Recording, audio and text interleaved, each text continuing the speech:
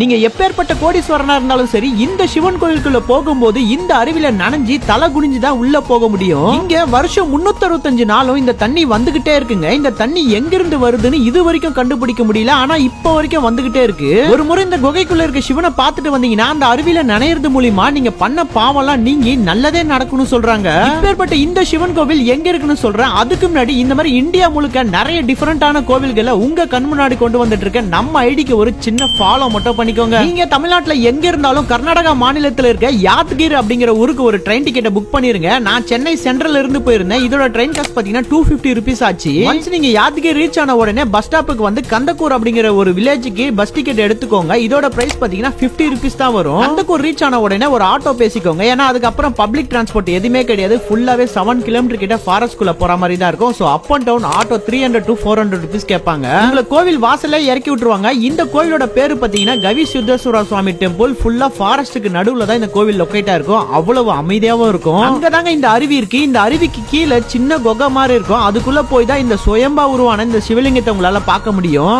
உள்ள போக எனக்கே கொஞ்சம் பயமா தான் இருந்துச்சு. எப்படியோ ஒரு வழியா உள்ள போயிட்டு பார்த்துட்டு வந்துட்டேன். அவ்வளவு சூப்பரான ஒரு பாசிட்டிவ் வைபுங்க. உள்ள போக முடியாதவங்க வெளியிலே ஒரு கோவில் இருக்கும். அதை கூட நீங்க பாத்துக்கலாம். அப்புறம் என்னங்க, இன்னும் இந்த கோவிலை பத்தி தெரியாம இருக்க உங்க சிவன் பக்தர் ஃப்ரெண்டுக்கு இந்த வீடியோவை இப்பவே ஷேர் பண்ணி விட்டுட்டு கீழே கமெண்ட்ல ஓம் நமச்சிவாயா அப்படின்னு கமெண்ட் பண்ணிருங்க.